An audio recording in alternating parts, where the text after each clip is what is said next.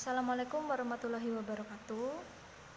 Perkenalkan, nama saya Nur Indah. Saya adalah mahasiswa dari Program Studi Pendidikan Bahasa dan Sastra Indonesia Universitas Palangkaraya. Pada video kali ini saya akan memaparkan materi tentang penyutradaraan, di mana tugas itu untuk memenuhi satu tugas mata kuliah, yaitu pementasan drama. Baik, langsung saja. Yang pertama yaitu memahami naskah pertunjukan. Yunani kuno, lahir seorang pencipta naskah yang bergenre tragedi. Nama penulis itu masih legendaris hingga saat ini. Dia bernama Sophocles. Dialah pengarang tragedi Yunani yang paling terkenal di dunia, sebab beberapa karyanya mampu menjadi pembaharu drama pada zamannya. Ada beberapa gaya naskah lainnya dalam teater modern, yaitu yang pertama gaya realis. Gaya naskah realis adalah naskah yang menggunakan cara pandang bertolak peristiwa keseharian atau peristiwa di dunia nyata. Tentunya tokoh, waktu, ruang, atau latar, dan juga permasalahan yang terjadi bertolak dari peristiwa keseharian atau kenyataan. Berikutnya itu gaya absurd. Gaya absurd sering dipahami dengan suatu hal yang tidak jelas. Naskah bergaya absurd ini sempat berkembang setelah Perang Dunia Kedua, dengan salah satu tokoh yang terkenal adalah Eugene Ionesco. Berikutnya adalah menentukan gaya pertunjukan.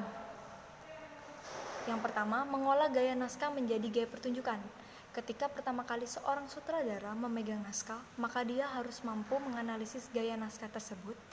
Naskah itu merupakan naskah tragedi, naskah realis, surrealis, atau naskah absurd. Beberapa ciri gaya pertunjukan tragedi klasik, realis, surrealis, dan absurd sebagai berikut. Yang pertama itu gaya pertunjukan realis. Yang kedua, gaya pertunjukan surrealis. Berbeda dengan realis, dalam gaya pertunjukan surrealis, seorang sutradara tidak harus menghadirkan kenyataan ke atas panggung. Yang C, gaya pertunjukan klasik.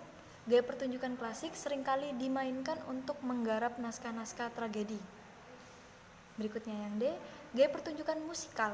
Gaya pertunjukan musikal adalah pertunjukan teater yang bertolak dari gaya-gaya musik.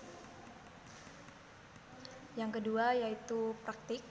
Setelah analisis terhadap naskah selesai dan sutradara tidak mampu mengetahui gaya naskah tersebut, maka langkah berikutnya adalah menentukan gaya pertunjukannya. Seperti apa yang akan digunakan. Yang terakhir yaitu merealisasikan konsep.